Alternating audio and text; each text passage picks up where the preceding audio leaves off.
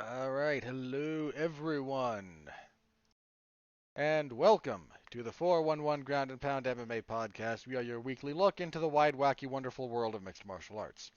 My name is Robert Winfrey, and as usual, thank you. Thank you so very much for listening. February is almost over. I hate this month. So much. So much.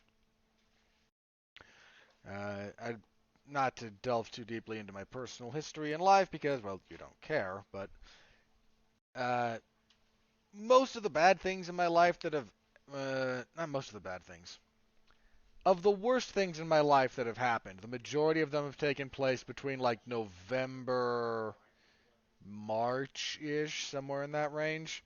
So getting out of that stretch of months is always a nice win. It's almost over, and boy boy did February go out with a whimper, yeah? We will be reviewing tonight UFC on ESPN Plus 78. That's a card that happened. We might talk a little Bellator, because Bellator had an event, and there's something about Bellator at the moment that I think does deserve some discussion. But what we're mostly here for, what you're, I'm assuming, looking forward to the most, next Saturday, a mere 6 days away, give or take, UFC 285, the return of Jon Jones. Will be fighting at heavyweight against Ciryl Gane for the vacant UFC heavyweight title. Jon has been talking about moving to heavyweight for, I checked this, a decade. He first said, I'm going to move up to heavyweight in 2013. So, that finally happens, assuming nothing crazy happens between now and Saturday. And until they're actually in the cage, something crazy can happen. So we will preview that card. It's a pretty darn good card, actually, top to bottom. Like, it's solid. It's very, very solid. So we will preview all of that. All right. If you would please like, comment, subscribe. You know the drill there. If you've done any and all of that, or whatever your podcast platform of choice happens to be, star rating, written review, anything that's applicable, please do so. If you're giving a star rating, I'm not a one-star show here. I don't know if I'm five. I'm not one. That's all I ask. Not a one-star review. Better than that. I've heard some one-star shows. I'm better than that. So, if you've done any and all of that, sharing. Tell people in your personal life, on your social media platform of choice, however that happens to work. Point them in my direction. Let me try to entertain, educate, pass the time as you are stuck in traffic, or keep you company during a boring work day, whatever it happens to be. I'm happy to do any and all of that. And if you have enemies that you would like to annoy and you think I would annoy them and you think they'll actually listen, I'm good with that. I will be annoying for you on your behalf. So if you're a new listener, I hope whoever pointed you in my direction is not your enemy. But if you do find me annoying enough to continue listening, said I'm not a proud man, I will take it. All right, that's all out of the way, so let's jump into this, shall we? Last night, UFC on ESPN Plus 78. We lost a couple of fights. During the weigh-ins, we lost. What was it? Haley Cowan and Eileen Perez. That was canceled. There was some kind of illness. Um, did I preview Garrett Armfield and Jose Johnson? I might have. I'm not sure. The big thing that we lost, and this was announced after the prelims, so opening the terrestrial broadcast, it's announced that we lost the main event. Nikita Krylov and Ryan Spann off. Krylov came down with some kind of, they call it a foodborne illness, and just couldn't compete. I mean, heaven no, look, I've had food poisoning, so I'm not saying this was food poisoning in the traditional sense, but I've had food poisoning. That's the sickest I've ever been in my entire life. Uh, I couldn't keep down water. Right? Like, I would try to drink water, and 10, 20 minutes later, I'm in the bathroom vomiting. Um, I was real close to going to the hospital, actually. Now that I think, as I recall, like that went on for a few days. I want to say 3. And I was real close to again going to the hospital to get like some IVs for fluids that wouldn't make me vomit. It was not great. So if he had something like that, like yeah, you can't fight like that. Uh, Unfortunate for him and Span. Unfortunate for the card by and large. So yeah, Brendan Allen and Andre Muniz got bumped to the main event. So let's talk about that for a second. Brendan Allen defeats Andre Muniz via submission, rear naked choke, 425 of the third. Interesting fight here. On the feet, kind of even. Both men had some success. On the ground, it was all about who was on top. In the second round, Muniz hits a takedown, but gets reversed kind of on the way down, and Allen gets on top, and Muniz can't get up. Um, yeah, it wasn't great. Second round, similar thing. No, sorry. Second round, Muniz throws a body kick, and he's southpaw. He landed a few good body kicks, some nice inside leg kicks. They both landed those. He landed this body kick, but it's partially caught by Allen, who transitions into this elevated big high crotch lift. Takedown into side control, gets the back fairly quickly, gets the choke, has to work on adjusting it to get it to tighten up, but he does. Really good win for Brendan Allen.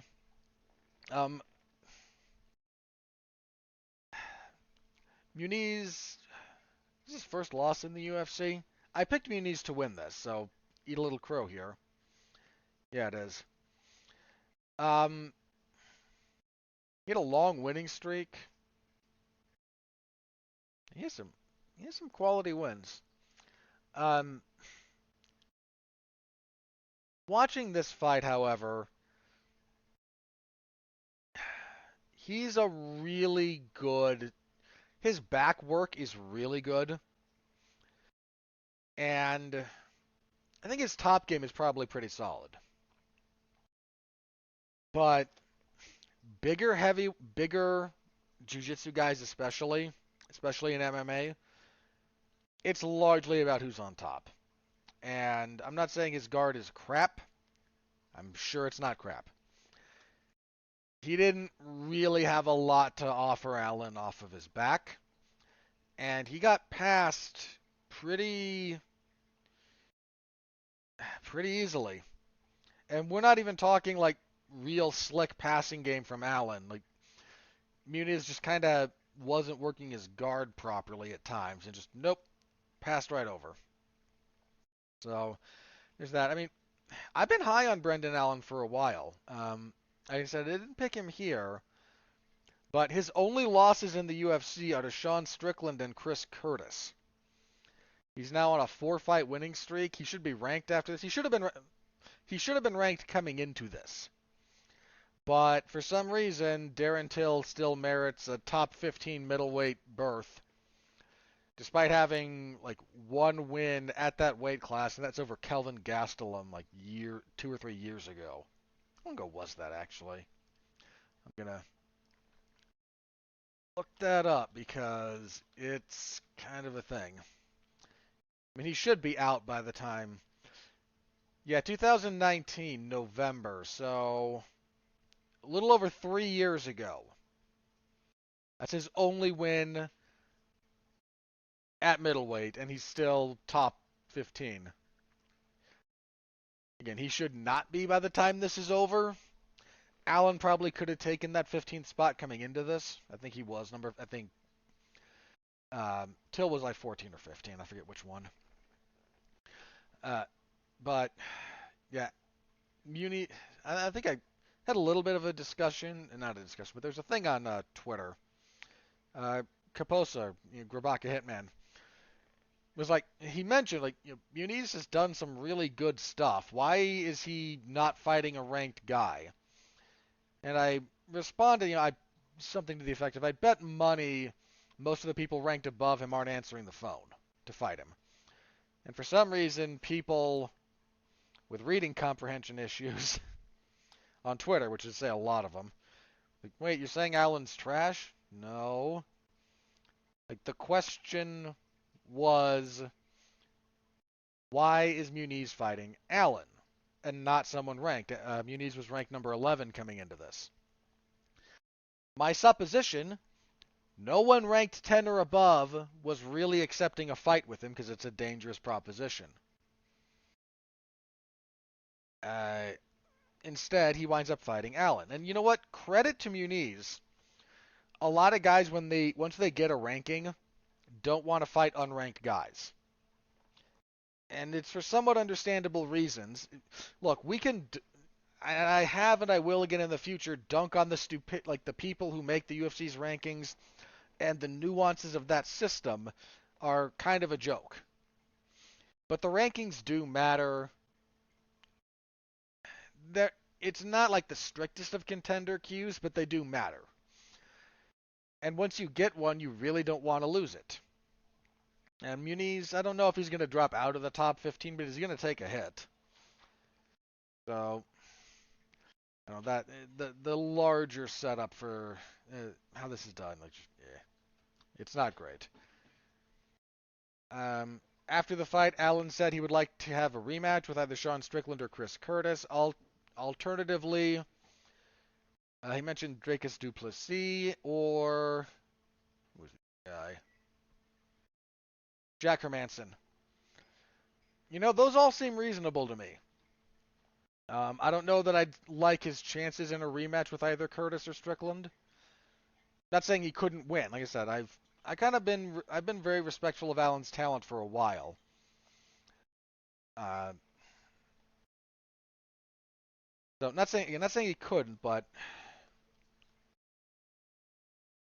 Strickland in particular seems like a real bad style matchup for him. And somewhat ditto Curtis. Again, it's not that he's a bad fighter. It's just like, how do you match up with these guys? I wouldn't. I'm probably most interested of those, assuming those are the four options presented. Personally, I would be most interested to see him fight Jack Hermanson. Um, Dracus du Plessis, he just beat Till, and he's fighting. Got a pretty notable. Isn't he fighting at 285? Yeah, he's fighting Derek Brunson. If he wins that, okay. If Dracus wins that, I'm not very interested in him fighting Allen. If he loses, on the other hand, that's different. So if he loses to Derek Brunson, then du Plessis and Allen, I think, becomes a bit more interesting. Hermanson right now, I think, is a very interesting fight. Again, it's kind of how they match up. That's the one that intrigues me the most. So take that for whatever it's worth. For Muniz, yeah, it's a setback. We'll see if he rebounds or not. His jiu-jitsu game is very good. I mean, dude, like, broke Jacare's arm. Like, you don't do that by accident. But, like a lot of very good jiu-jitsu guys, his takedown game is not great, and he needs to work on it. And I think his guard game, for MMA specifically, might need a little bit of work. Like, if you're not working right away, or if you don't find a quick opening, you better know how to get up to your feet quickly. And I think that's kind of where he fell apart a little bit in this one. So things to work on. He's still young. He's still got a very bright upside. He's still got a good skill set. He's only 33. 1990. So he's got time to make some adjustments, but he doesn't have. There's no need to panic, but you better fix these holes if you want to make a serious run. Like, middleweight's not the best division in the world. In fact, you could argue the UFC's in particular. Like, it's not great. But there's plenty of guys who could kind of replicate what Allen did here, and that would be a problem for you. So, yeah, that's where we are. That was your main event. Yeah, it kind of got bumped up there at the last minute. Not a terrible fight at all. Speaking of terrible fights, however, Augusto Sakai defeats Don'Tale Mayes via unanimous decision, 30-27 across the boards. This was a very Augusto Sakai fight. Land a couple of punches, maybe a flurry, get a clinch, work from there for long periods of time, rinse and repeat, win the fight. He landed a couple of nice calf kicks early that he kind of got away from. Like, he landed a few in the first, only a couple in the second, and I don't think he landed any in the third. I'd have to double check. But off the top of my head, um, well, let me bring up the stats here just.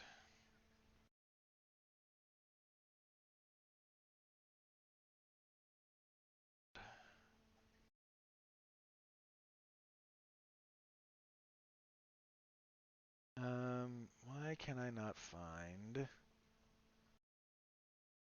I mean, again, the fight wasn't great. Yeah, Sakai landed again he landed 15% of his total striking of his targeting was done to the leg, which is a not unusual. I'm more I'd be more interested to see the breakdown of targeting round by round, which I don't have here at the moment. But again, he landed quite a few in the first. He actually dropped Mays with a calf kick in the believe it was the first round. He got him down with one. Um, yeah, yeah, here it is. He threw. He landed 5 of 5 leg kicks in the first, 3 of 3 in the second, and then none in the third. Like it was a weird thing to get away from because it was doing some pretty decent work for him. Sakai needed the win. Like I'm not gonna bag on the guy too much. The fight wasn't great. Kind of sucked. But Sakai was on like a 5-fight losing streak. Now his level of opposition somewhat mitigated that, but he needed a win. Was he 5 or 4? 4. Sorry, 4-fight winning streak or losing streak rather. All of them finishes. Again, it was Overeem, Rosenstruik, Tuivasa, and Spivak. So, you know, Overeem in 2020 was still still a guy kind of flirting with the top of the division. Rosenstruik was about to make was kind of in the middle of his sort of run. Ditto Tuivasa, and Spivak is currently in the ascendancy. So, again, like it happens. And I don't know too many people who would go 0-5 who would, go undefeated against that stretch of 4 guys. It's a short list of people that I think would. But and that the Ivanov fight, he got a split decision win in 2020 that I believe I thought he lost. I have to double check, but um, yeah, his first win since 2020. Like he got emotional after the fight, and I don't blame the guy. Like that guy's been through it, and he was probably in a lose and go home kind of scenario here. So decent enough win. Don'Tale Mayes, what do you want me to say? He's 2-3-1 in the UFC. I mean, lost his debut to Ciryl Gane, and I'll talk more about Gane in a little bit. Lost to Rodrigo Nascimento after that. That wasn't great. I don't know. I mean, he's just kind of filling out the roster at this point. He came in on a Contender Series contract. I don't really know, which is something like either 10-10 or 12-12. I don't really know if he'll stick around. Like he might get one more, let's say one more contract, but he's got he's in the very unfortunate position of being very replaceable right now, and that's just a bad spot to be in for a fighter. At women's flyweight, Tatiana Suarez defeated Montana De La Rosa via guillotine choke, 2:51 of the second.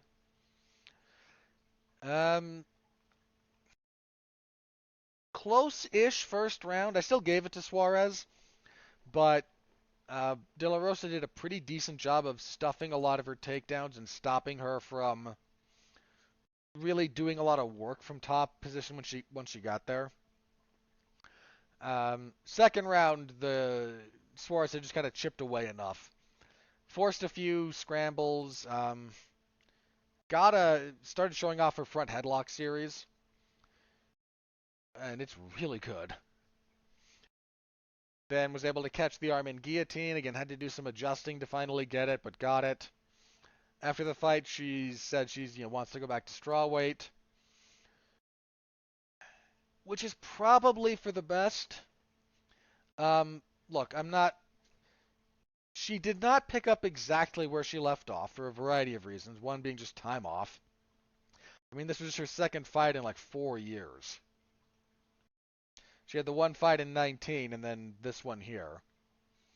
So, and depending on when that fight was in 18. So, one fight in 4 years, like it's understandable there's a degree of ring rust there. Uh, there's also a lot of what she does is. I don't mean to imply with what I'm about to say that she's not very technically sound, because she is. But there's a very physical component to what Suarez does. Again, it's not that there's no technique there. That's not what I'm saying. I am saying she struggled a bit against Montana De La Rosa here in ways that are explained largely via the physical, like the raw physicality. And I think she is at her best when she's able to be the physically bigger, stronger fighter. So until the weight cut becomes prohibitive, I think 115 is probably her ideal weight class. But this was a good win for her, a good return to form. She said after the fact, like, I want to fight Rose Namajunas. Um, yeah, go for it. Like, if she's able to stay healthy, she's got a skill set that is very difficult for a lot of the women at 115 or 125 to deal with. Again, I think at the moment she's probably better at 115 because her style of fighting just is better when she's physically larger than her opponent. And it didn't stop her here from being very successful. I mean, she won the first round, got the finish, but I at the moment it does kind of feel like 115 is probably best. And we just, look at potentially coming back up to 125 at some point in the future if she's able to maybe put on some muscle mass for it, uh, to try and replicate some of that disparity that she has, because she's a big 115er. Like she's a fairly big straw weight, and you complement that physical advantage with her cardio, her wrestling pedigree, like that's what makes the whole thing work. And if she doesn't quite have the same physical advantages, it's just the whole thing doesn't quite harmonize the same way, if that makes any sense. So, but very nice to have her back. And I would not want to be a strawweight in her path.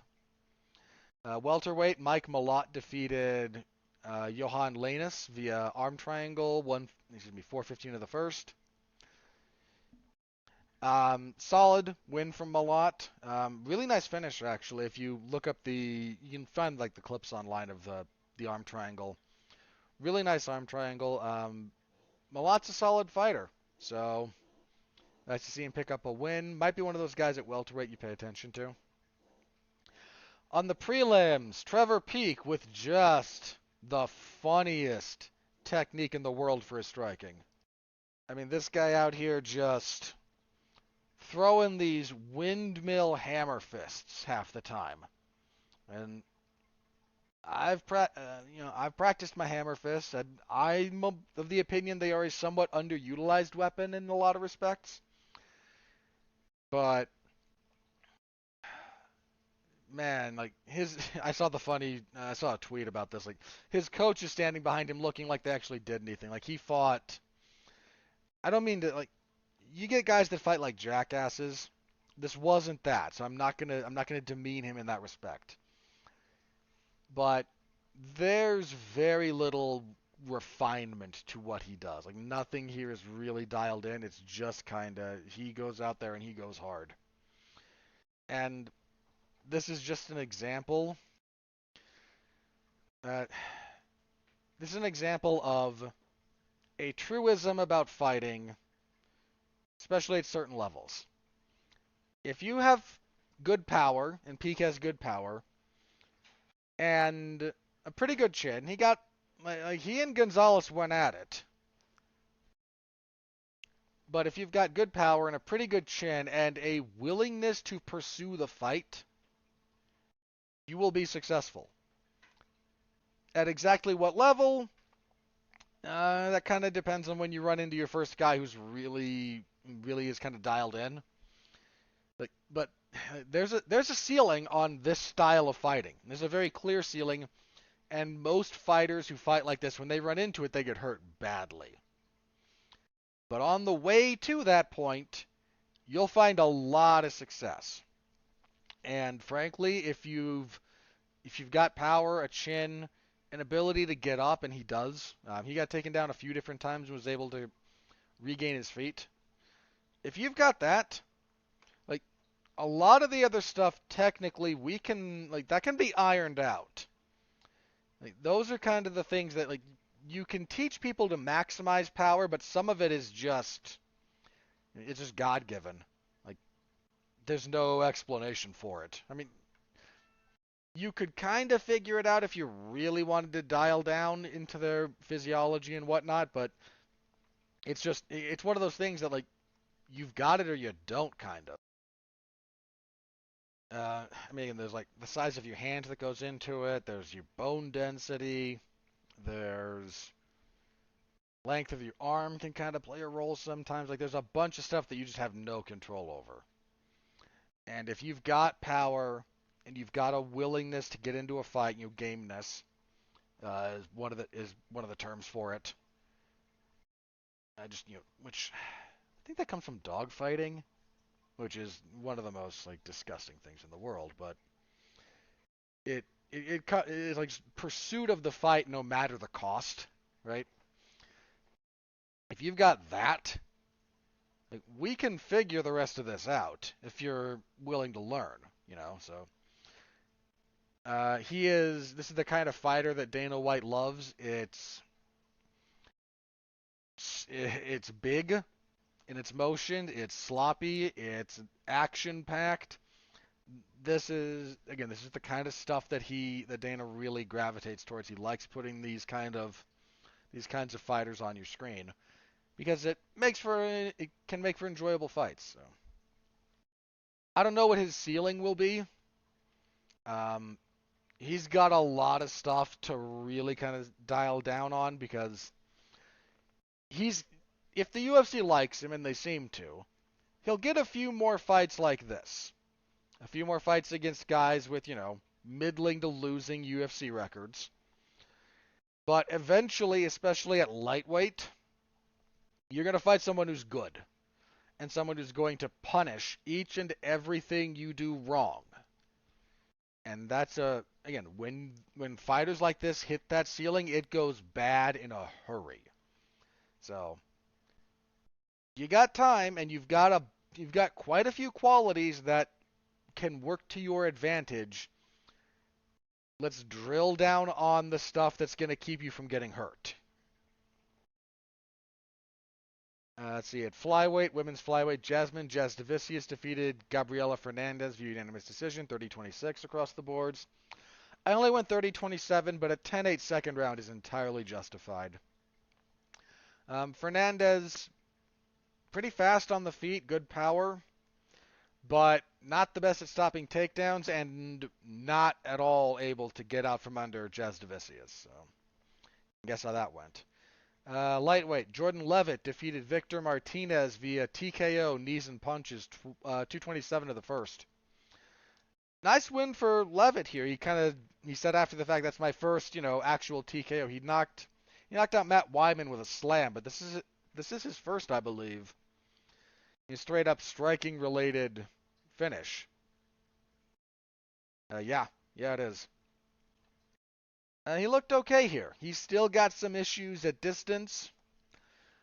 His head position and lack of head movement is still kind of a problem. Martinez was able to land on him a little bit, but his clinch game seems to have improved a lot. He was able to find more offense from there than before. Finish comes from, again, just kind of a standard double collar tie, the plum. And a couple of knees to the body, bring down the guard. Knee comes up to the head, badly hurts him. Solid win for Levitt. Very solid win for Levitt, who is apparently still getting a mountain of abuse from all the Paddy Pimblett fans from their fight. He apparently He mentioned that anyone who gets as drunk as some of the fans were for their fight by 8 p.m. is kind of a degenerate. You may not want to hear this, people, but he's right. I mean, I don't drink at all for a variety of reasons. But if you're getting hammered by 8, you may have a problem. So, it's solid enough win for Levitt. We had a catch weight of 130 because Charles Johnson took this fight on short notice. Ode Osborne and Charles Johnson, these two fought to a split decision, 29-28. Osborne comes out on top. Decent enough little fight. Charles Johnson has some really good wall walking. I mean, really good. He wasn't quite as active offensively as he needed to be here, which was ultimately, I think, kind of the determining factor. He just, at long range, was kind of getting out-kicked by Osborne. Fun, decent enough little fight. I'm not complaining about it. Lightweight, Joe Selecki defeated Carl Deaton III via technical submission, rear naked choke, 4:55 of the second. Selecki just got him down in the first, couldn't quite finish him, but got his back for almost the entire round. Second round, got him down, got his back, got things. A lot of the first one was in the backpack instead of his back on the mat, so. Second round, gets his back, starts attacking. Deaton winds up trying to base out, gets to his knees. But when you do that, you have to post to keep from being tipped forward because of the weight. Gets you down on all fours, basically, and if all 4 of your limbs are accounted for, especially your hands, you can't really defend the choke. And that's kind of where Selecki got it. So Selecki's pretty good. He's what? Been at the UFC since 19. He has only got 1 loss. It was a split decision. He's what? 3. He's 5-1. Lightweight's a hard division to really make headway in, but he's on his way. And kicking everything off, also at lightweight, Nurullo Aliyev became a little bit of history. I mentioned it last week. The first fighter from Tajikistan to make their way to the UFC. So good for him. He had apparently kind of some monster watch party going on. They showed it on the broadcast of people in Tajikistan staying up to like 3 in the morning to watch this fight. He beats Rafael Alves via majority decision, 229-27, 128-28. Aliyev was deducted a point in the first round after biting Alves on the finger. There was some kind of pushing around the mouth. Alves was on the bottom, and he was kind of grabbing around that area. Might have just stuck his finger in there, a little bit of fish hooking maybe, and got bit. And the referee talked briefly with the commission official. They paused the action as Alves complains about it. The commission official comes up, talks to the ref, and says, "We don't have clear video evidence one way or the other." The ref says, "I can see the teeth marks in his finger. I'm taking a point." Takes the point. So that's where the 28-28 might come into play. You could have given Alves, what was it? Was it the third? I forget. There was one of the rounds that was kind of close, so forgive me. Um, Close enough that it was in play, but ultimately I don't mind Aleve winning. Smothering top game. Just absolutely smothering. Not the most damage, which kind of became a problem down the stretch here in this fight. Like, yeah, it was the third because Aleve got hit with a pretty nasty knee in that round. And then he had takedowns, he had a mountain of top control. Just time to start figuring out more efficient ways to get some damage in during that time period. So, but again, decent enough debut for Aleve. Uh, there was a fair bit of like dirty fighting going on up and down this card. You had to leave with the biting. I think he got away with a fence grab at one point. Then Dontel Mays just like grabbing shorts, grabbing the fence. Um, yeah, there was a fair bit of it. So that was it. That was the card. There was no fight of the night bonus awarded, which is fine. I think if you were going to give one, Peak and Gonzalez, it ended like 4:59 of the first. It was a pretty wild first round. Maybe that's the one you could have gone. But instead, the UFC did something they've done on occasion, and as this is a reminder, they could afford to do this every time. They gave performance bonuses to everyone who got a finish. So Brendan Allen, Tatiana Suarez, Mike Malott, Trevor Peek, Jordan Levitt, and Joe Selecki all got bonuses. Again, they could afford to do this every time. They choose not to. So it wasn't great. It really wasn't great, but that was the card. My full report is in the MMA Zone of 411mania.com if you are so inclined. Give that a read. You can find clips of most of the finishes. All right, before we move on, let's talk a little bit about Bellator. Because Bellator had an event. Let me double check the number here because Bellator's 291. This was one of their other. They were in Dublin, Ireland, which they like to do on occasion because the atmosphere is so great, depending on who you listen to. And I mean, hilariously, because they do this for a couple of the like. If you want to be disingenuous, there's a lot of the SBG Ireland fighters that are in Bellator, and what's it I saw Jack Slack? Okay, so I'm not going to talk about like some of the rumors that are coming out about this season of The Ultimate Fighter that's filming at the moment with Conor McGregor and Michael Chandler as coaches. But one of the things that came out, and this is somewhat disputed, but was that Conor looked at the cast because the gimmick for the season is apparently half the cast is the fighters are going to be former UFC fighters trying to get back into the promotion, and then a bunch of newbies, guys who have never been in the UFC. I shouldn't say newbies.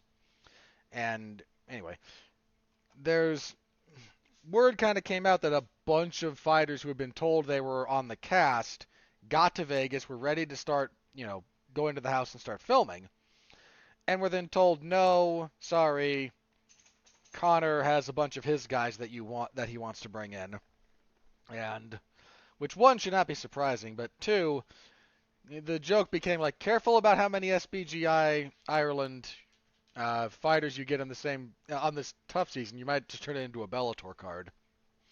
I found amusing. Anyway, one of the guys they do this for is Peter Queally, who everyone and their dog goes on and on about. Oh, His walkouts lead to the best atmosphere in combat sports. He comes out to Zombie by the Cranberries, uh, which is an Irish, band, pretty sure at least. But like, so do a bunch of people, and now the Irish just love that. And it's he got stopped in the second round by a guy who was like winless in Bellator. That to that point, hilarious. The big thing I want to talk about briefly here related to Bellator. In your main event, coming off of a couple of year layoff, because he was fighting in Ukraine, he's Ukrainian. The Bellator welterweight champion Yaroslav Amosov, he blanked Logan Storley, winning a unanimous decision 50-45 on all three scorecards.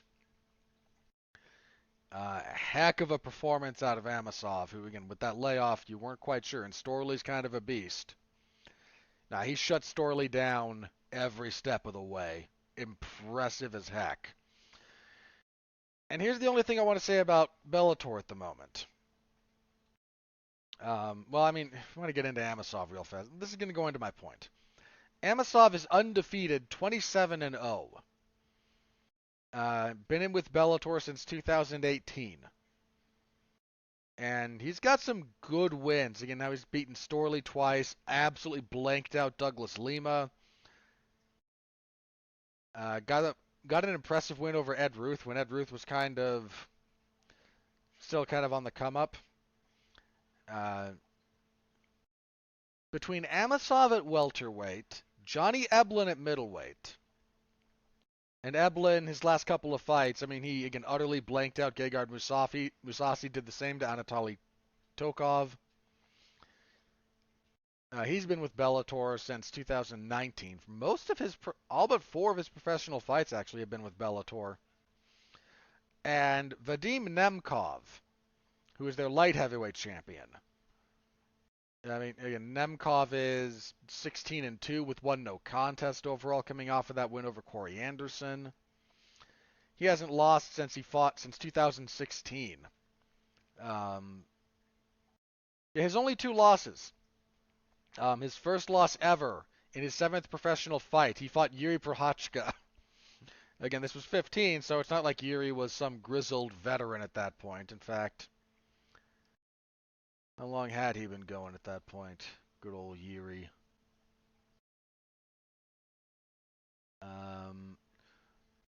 Okay. Yuri's had a lot of fights. That was Yuri's what?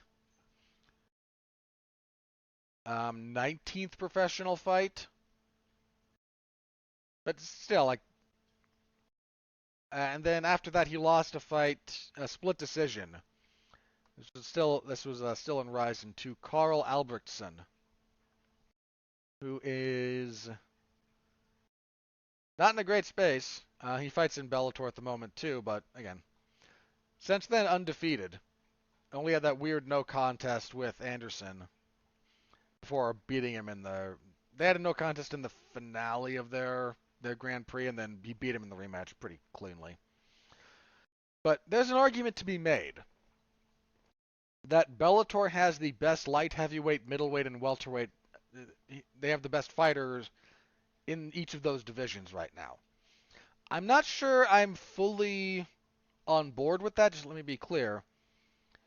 Welterweight in particular, like I don't know that Yaroslav Amosov is the best welterweight in the world.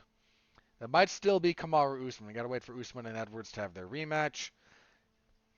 Uh, there's other players to muddy the waters here, but you could make the argument, especially off of how good this performance was.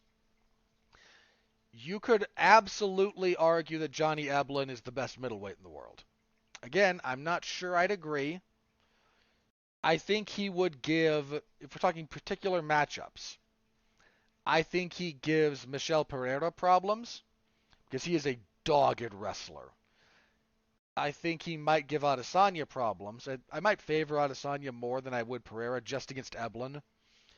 And I would not pick him to beat Robert Whittaker. But again, you could make that argument. And when it comes to Nemkov, I think absent Yuri Prochazka, who hopefully he gets healed up soon, but you could actually quite easily make the case that Vadim Nemkov is the best light heavyweight fighter in the world right now. And I don't think I'd argue with you too much. I mean, I'm not bashing on Jamal Hill here. He won that belt and he earned it. But between Prochazka still kind of lingering, between look at the rankings real fast. Because I mean, look,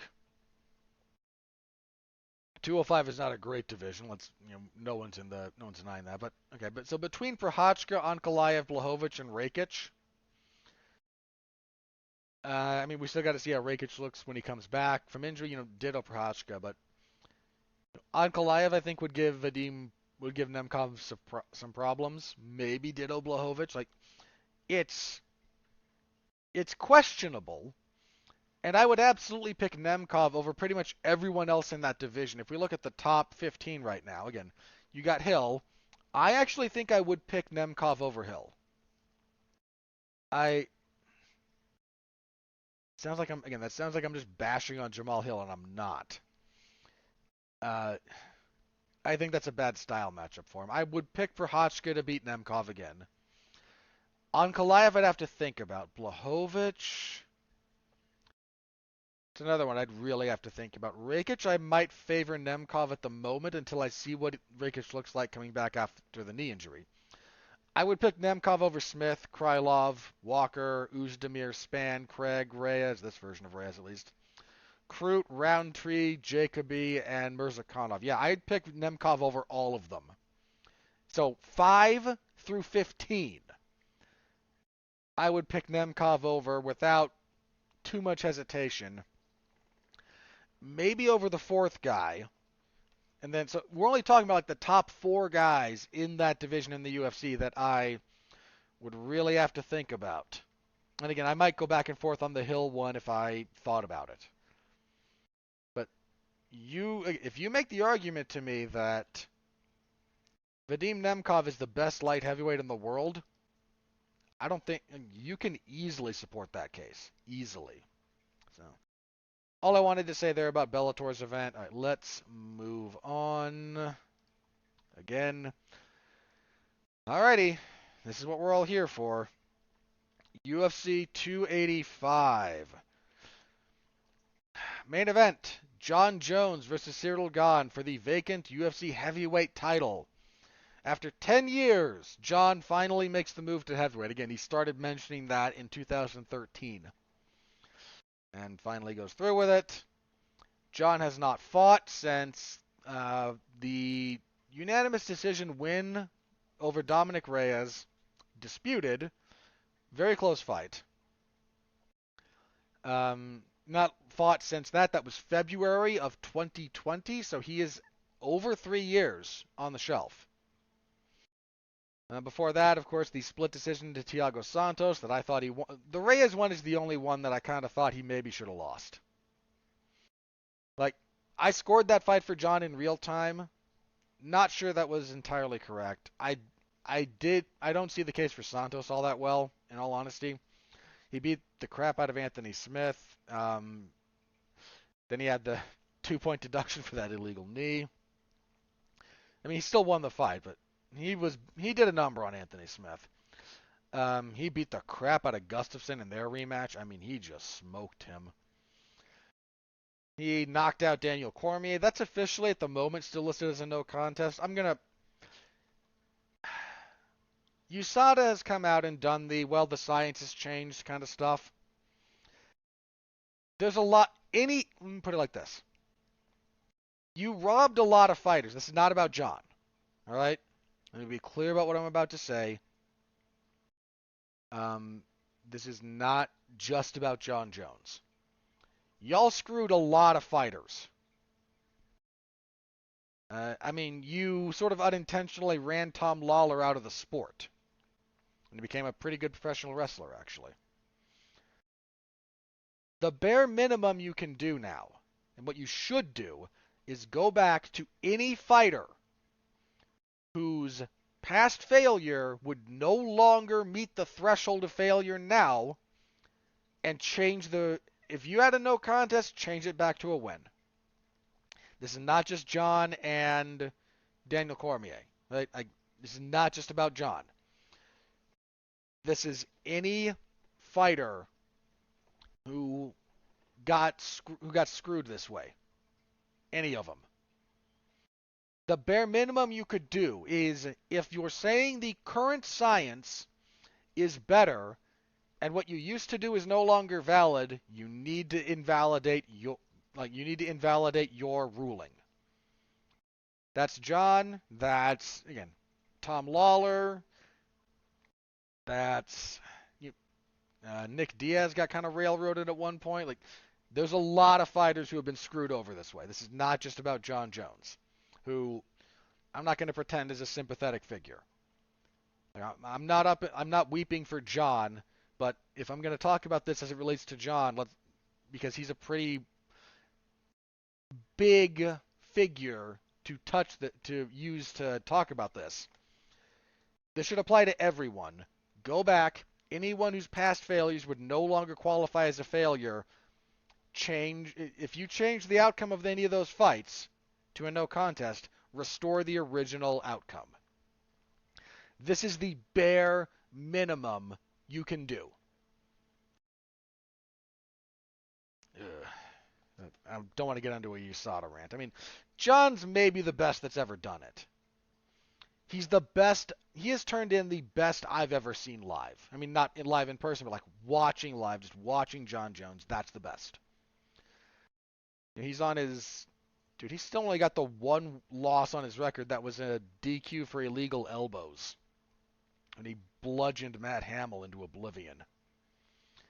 But Jon is 35. Well, that's not the oldest for a heavyweight in particular. However,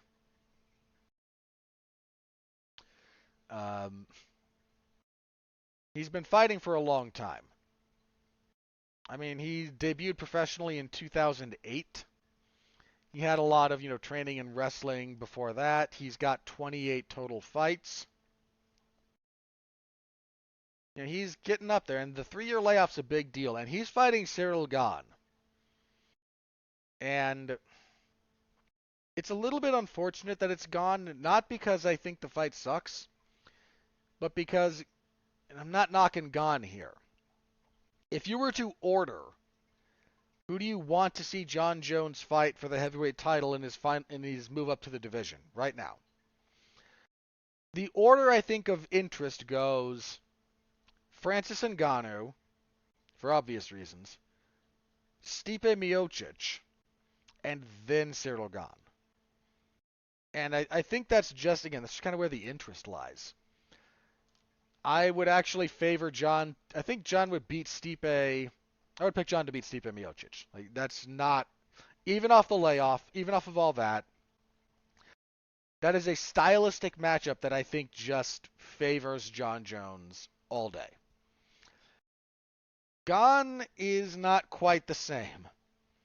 Look, Gane only has the one loss, that decision to Francis Ngannou. He rebounded nicely, beating Tai Tuivasa. He moves very well. He's got 5-round cardio. He's got a lot of long-range weapons. He's got some short-range weapons, too. People forget this. He's actually pretty good at finding elbows in the clinch. Gane is a massive man. I mean, Jon Jones is not a small guy. Gane is listed as 6'5". He might be closer to 6'6", would be my hunch. And he's a massive human being. And Jon, 6'4". Jon's got the reach. Jon famously has that 84.5-inch reach, which is nuts. Gane's is 81, so Jon's not going to quite have the same length advantage that he usually does. That extends to the legs, actually. Jon looks to have lost a bit of speed at heavyweight, if you've seen some of his training videos. Now, some of that's to be expected. You bulk up a little bit. some of the speed diminishes. Gane isn't the biggest hitter in the world. And that might play to Jon's favor here.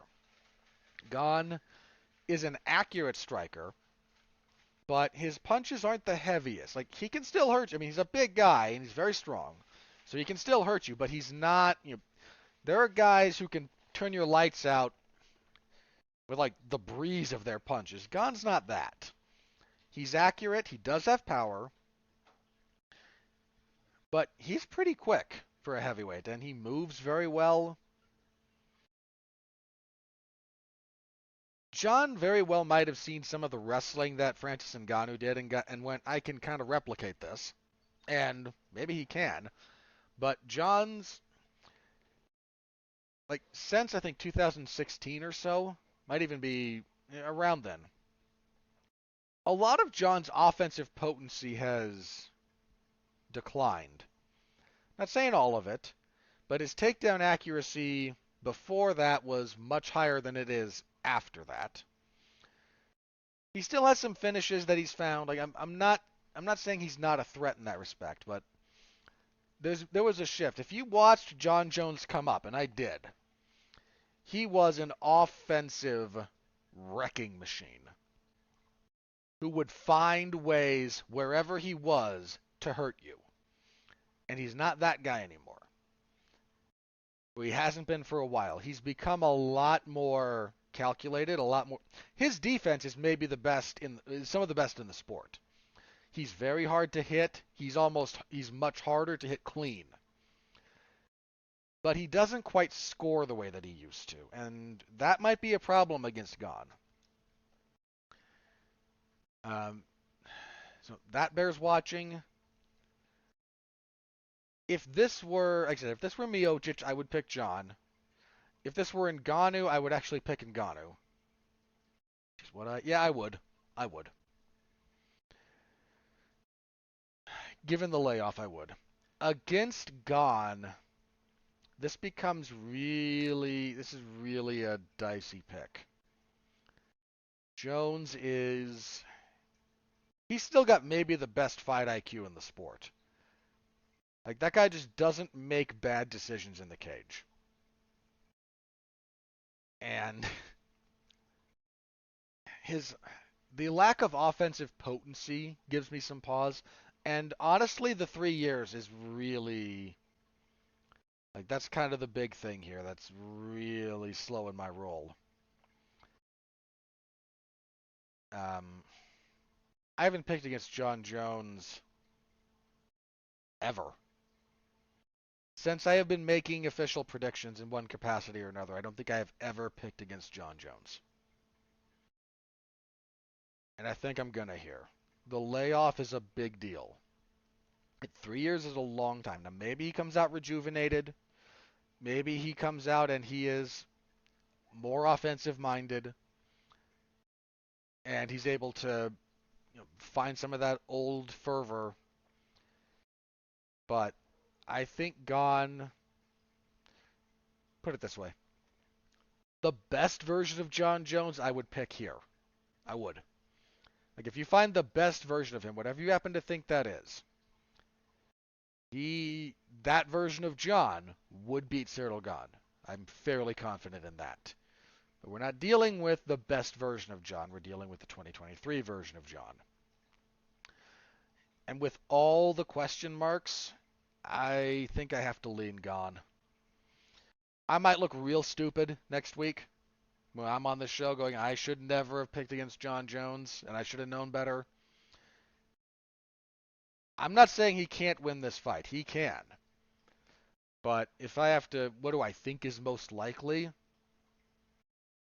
That layoff is just, it's a big deal. And he did not look great in the fights with Santos and Reyes. I thought he won the Santos fight. And I did score the other one for him in real time. But he did not look, didn't look like he used to. And for a guy who if you're like me and you remember what this guy did on his way up, on his ascendancy at the beginning of his title reign. It was special. There's no other way to phrase it. Like, he demolished guys in creative ways, and then he became more cerebral, and for a while that was even scarier. He was just he was the end boss of all end bosses. Like, it didn't seem to matter what you did, didn't matter what you could bring to the table. He'd find a way to take it away from you and then destroy you. And that again, the best of Jon I would favor him to beat Gane. I don't know that we're getting the best of Jon Jones here, so leaning towards Gane just a hair. Might feel very stupid. Have to wait and see. All right, co-main event for the women's flyweight title. Valentina Shevchenko defends against Alexa Grasso. Shevchenko kind of got away with one against Taila Santos. That could have easily gone the other way. Now, whether that was just an off night for her versus combined with Santos having a really good night, who knows? She's still isn't she still undefeated? Yeah, she's still undefeated at flyweight. Is Shevchenko. Her loss, she had the cut loss, the cut stoppage loss to Liz Carmouche. That was at bantamweight. Then the 2 losses to Amanda Nunes, and that's it.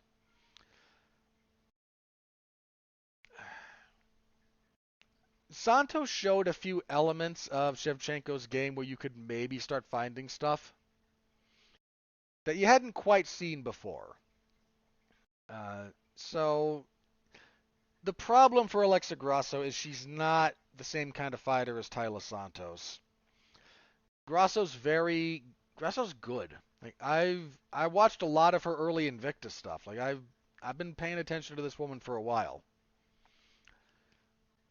Unfortunately, there's a couple of things that work against her here. Um, her striking is mostly boxing,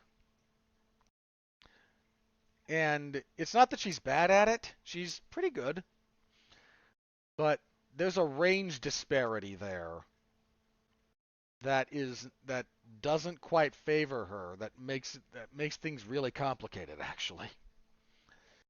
If she's trying to fight at range, like she's got to navigate out inside of Valentina's kicking distance before she can get into boxing range.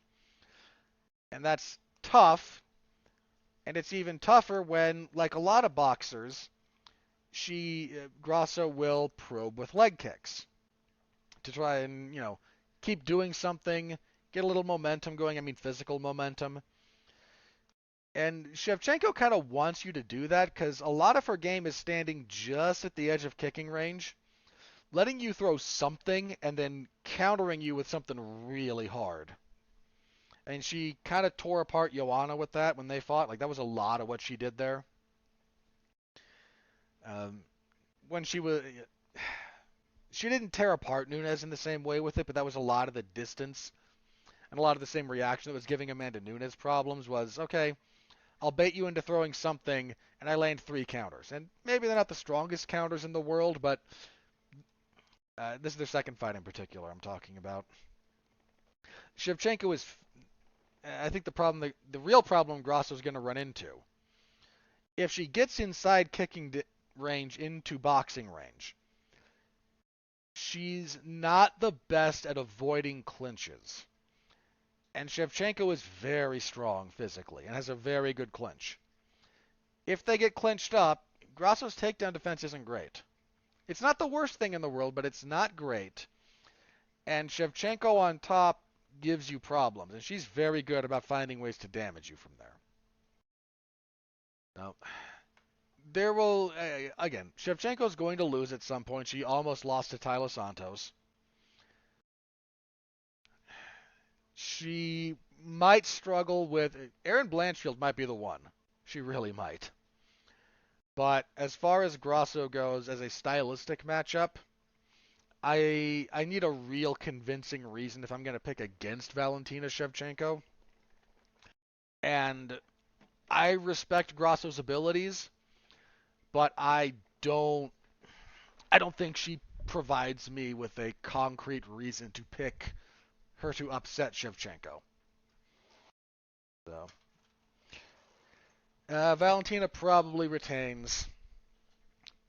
Somewhat, I'd say per usual, but somewhat per usual. So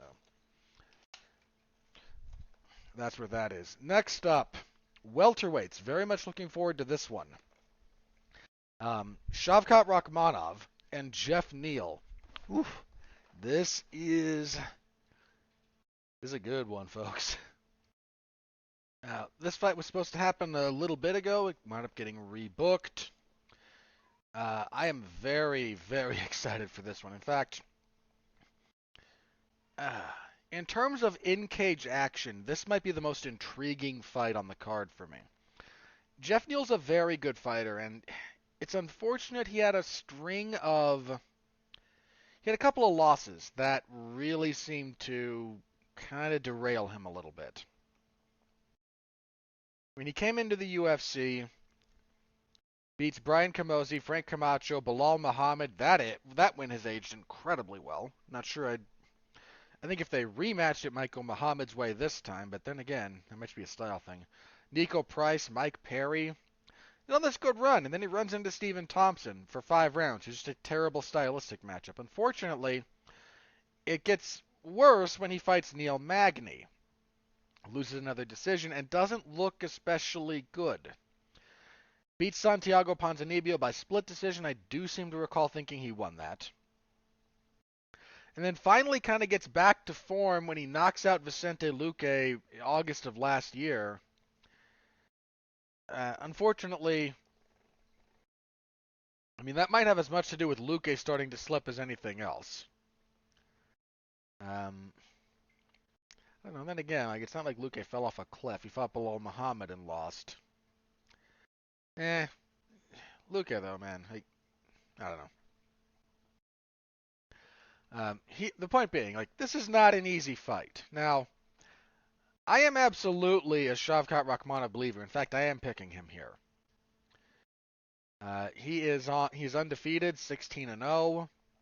His win over Neil Magny was real good. He came in and beat Alex Oliveira, beat Michel Pereira, beat Carlston, and then Neil Magny. He's the real deal. He's absolutely the real deal. Neil being a southpaw, Neil's got heavy hands and some sneaky kicks. Got a sneaky good kicking game. I think Rakhmonov's a bit too good everywhere.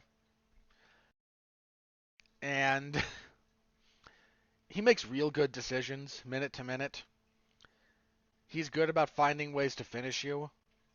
Like I said, this is not an easy fight, and a lot of people are going to be really sleeping on Jeff Neal here in ways they shouldn't.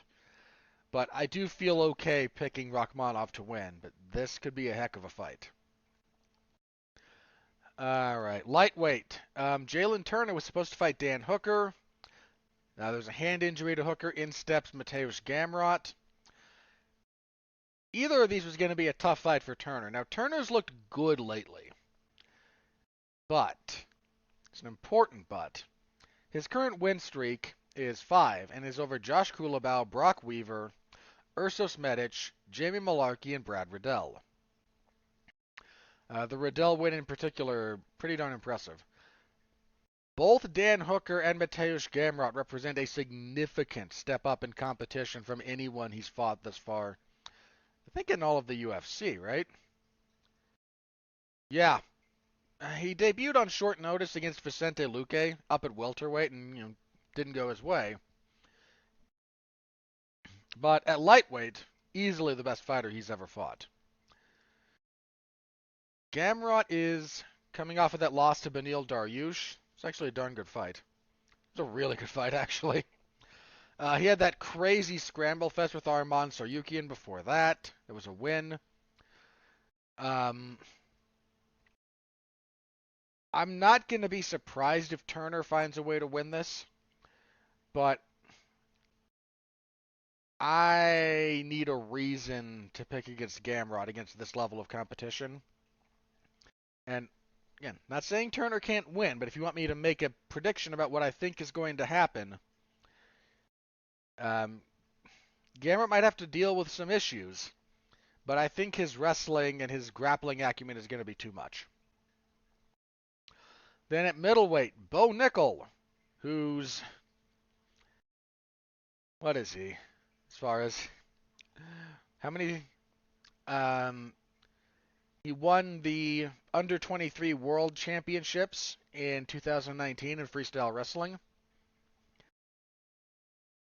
He is a three-time NCAA Division I national champion. The fourth one there, by the way, was a silver medal. That was 16. Who did he lose to in that? Double check this.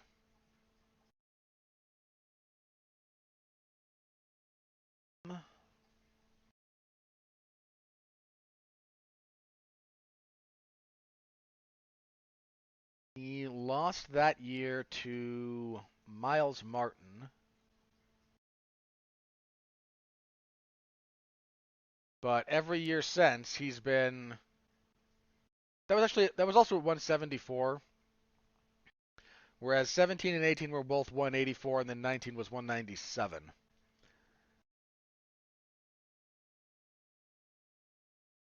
Um, yeah, I watched a few of these, and Bo Nickel he is a hoss. He won one of these with a seriously banged up knee, if memory serves. I might be misremembering, but uh, he is he is a remarkable wrestler, and he has moved.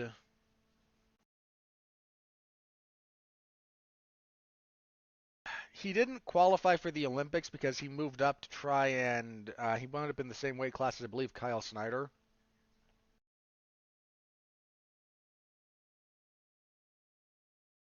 and that just didn't quite go his way.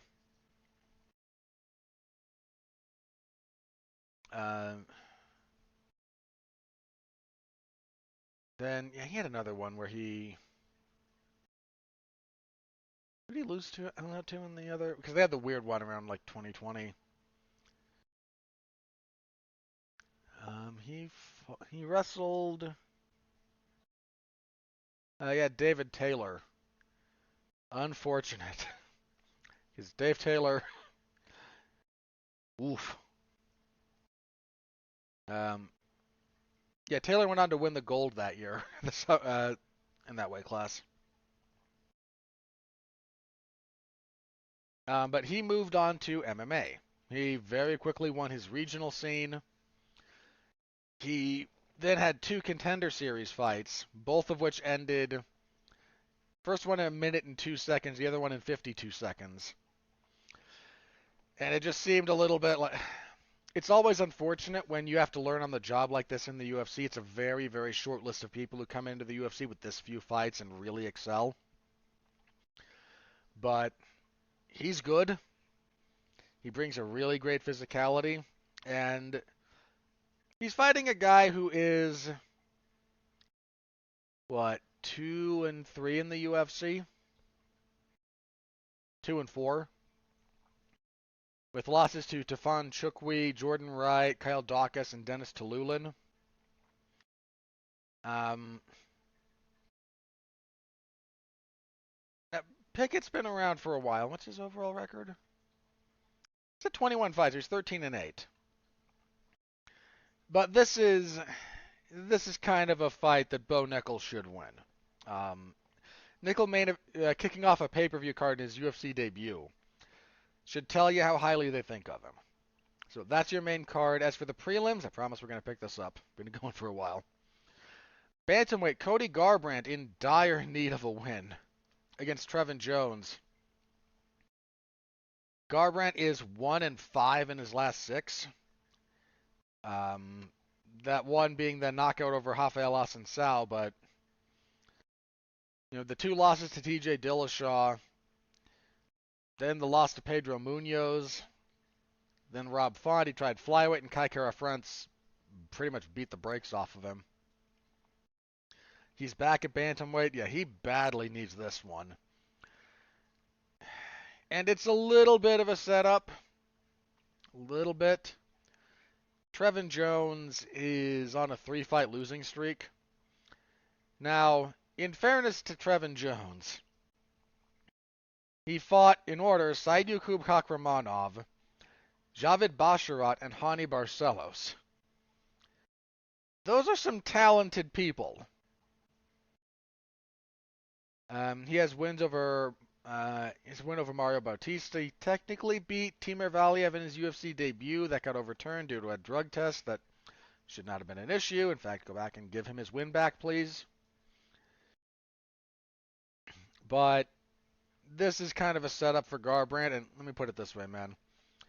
If Garbrandt loses here, he's probably done. He's probably done. Middleweight, Derek Brunson and Dricus du Plessis. Brunson, what's he been up to? Got knocked out by Jared Cannonier last time, but he had a good winning streak going before that. Was it 5? Yeah. Had one of the worst fights I've ever seen when he beat Elias Theodorou, who sadly passed away. Ian Heinisch, he's the first one to really kind of beat up Edmund Shabazian, beat Kevin Holland, kind of ran over Darren Till. And Mr. du Plessis, I mean, the guy's got a really good overall record. His last loss was in 2018 when he fought Roberto Soldic. And he and Soldic are 1-1, and Soldic is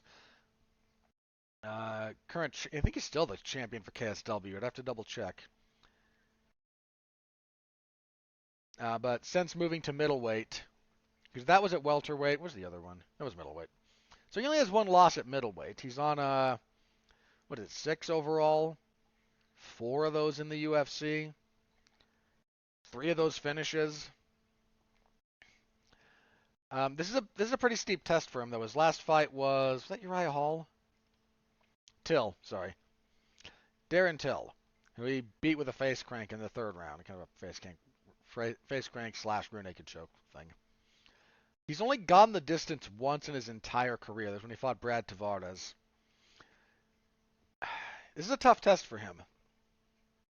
This is a real tough test. He's a strong guy. He's got power. Brunson's got power. Brunson a little bit quicker. Might be the better wrestler, too. The awkwardness of what du Plessis does is really deceiving. And it throws a lot of guys off. I'm gonna lean towards du Plessis here. It's probably the upset pick, but I don't know. I kind of like the guy. Don't know what else to tell you.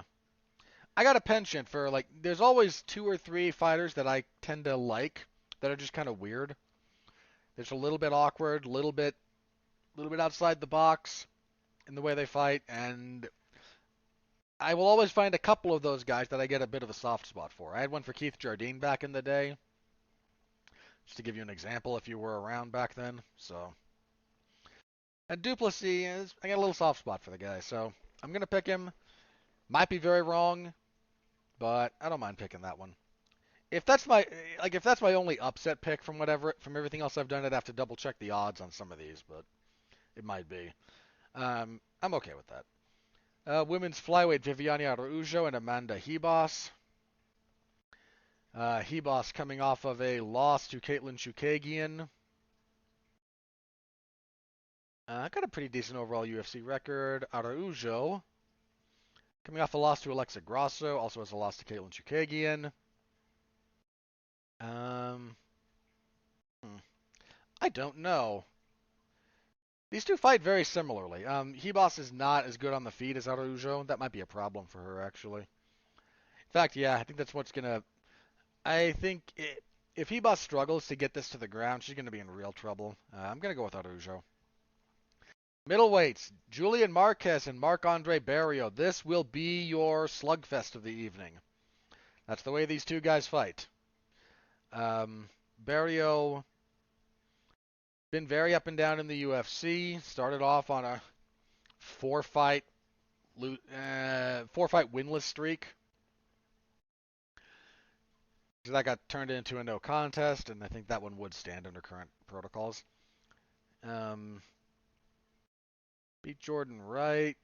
Lost to Chidi and Jaquani. Chidi and Jaquani knocked him the heck out.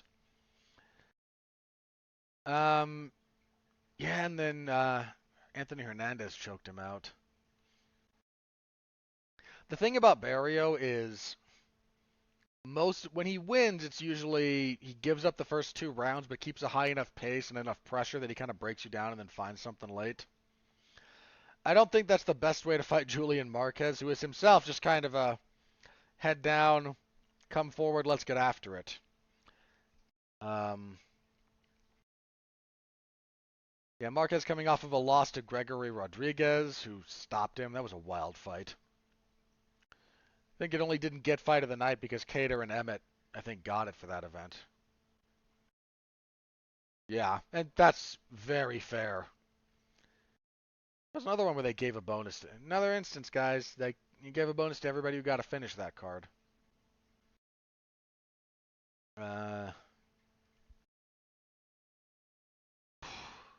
Yeah, I'm picking Marquez here. I think these two guys, I don't mean this unkindly.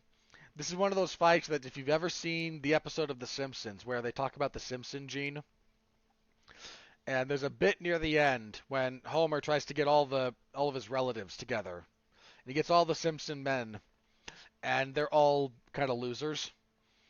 And then the women of the Simpson clan kind of speak up and go, "No, we're very successful. The defective Simpson gene is on the Y chromosome. It's a joke." But the joke kind of becomes like, so the Simpson women are very successful, whereas the Simpson men, and then it kind of pans over the shot, and it's 2 guys with like pots on their heads slowly circling, and they charge each other and run into each other like rams. I don't mean this unkindly. I expect this fight to resemble the 2 guys with pots on their heads just slamming into each other. It's going to be great. Again, I hope you, if you're listening, I hope you understand. I say that with affection and respect. But that's kind of the mental image this fight gives me. So that'll be good.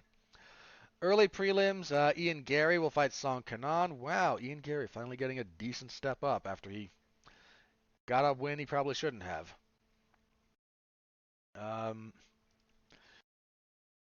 Song Kanan's been a bit up and down.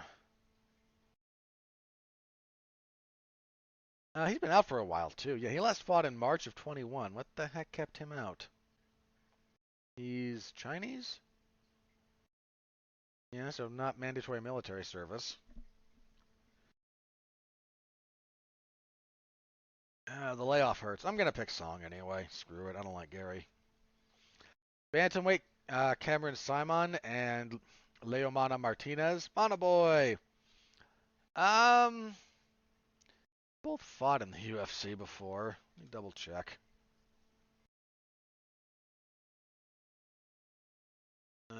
Because I think they've both lost. Simon, I think Simon had a decent showing in his UFC debut. Because he's South African. He might have won that actually. Yeah, he did. He was down in that fight too and had to kind of find something in the 3rd round. That might be a decent little fight. Actually, I'm going to pick Simon there. I can't remember how to pronounce his name because I know it's not Simon. It's like Sayamon. But I forget, so I'm going to go with Simon until I hear otherwise, so forgive me. Women's strawweight, Jessica Penne and Tabitha Ricci. Know that I'm in a place where I pick Jessica Penne to win fights. She got beat by Emily Ducati her last time out. Before that, she had kind of staged a bit of a comeback. Wins over Lupita Godinez and then Karolina Kowalkiewicz. Ricci. Her only loss in the UFC, she stepped in on fairly short notice to fight Manon Fior up at flyweight. She's undefeated at strawweight. Sure, let's pick Ricci. I'm not sure about that. And then at bantamweight, Damon Blackshear and Farid Basharat. Oh, might be one other one on here. Just a sec. Anyway, Blackshear fought to a draw in his UFC debut. I think it was a fair draw too. Basharat undefeated. This is his UFC debut, coming in off of a Contender Series win. His brother has a couple of fights in the UFC. That would be Javid. I think the UFC likes the Basharat brothers, so I imagine this is a slightly softer touch, so I'll go with Basharat here. Then kicking everything off, allegedly, again, there might be an issue here with this. We have the Argentinian Esteban Ribovskis? Ribovics? Going with Ribovics until I hear how it's actually pronounced. He is undefeated, 11-0. He is fighting Loic. Apologize, I'm going to butcher your name, sir. I apologize. Loic Rajabov? Rajahobov? Hang on. Rajabov. Okay. Until I hear it correctly pronounced again, I'm just going to apologize. I know I got that wrong. He is coming in on somewhat short notice. He's replacing Kamuela Kirk. He's most known for some time in the PFL, where he went 4-4-1. Coming off of a win at Eagle FC. About a little over a year ago. Wonder what kept him out of action. That's a tough one. Probably Ribovics. Again, the UFC tends to do slightly lighter touches with guys coming in off the Contender Series that they like. Usually the second fight, not so much. But the first one, they tend to do a little bit of, oh, Dana really liked you, so have a...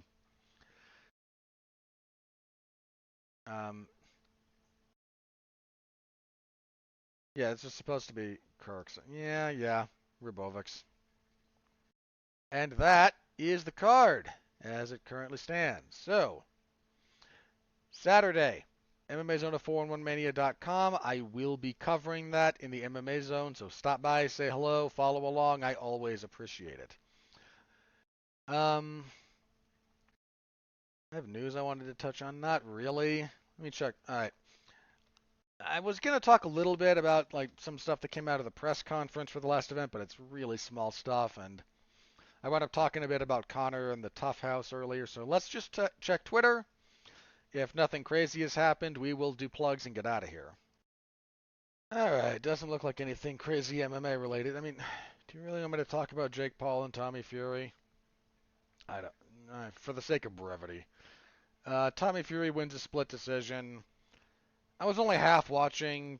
From what I saw, could have gone either way. Meh. Don't care. I don't care. Alright. So let's do plugs then, shall we? Monday evening, on a special Monday episode of Damn You Hollywood, we will be reviewing the number 2 movie in the world, in the United States. I have to double check where it is worldwide. But the number 2 movie domestically, Cocaine Bear, and Mark will be thrilled.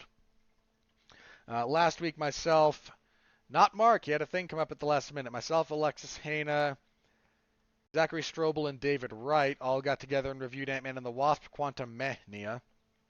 It's a lot of meh.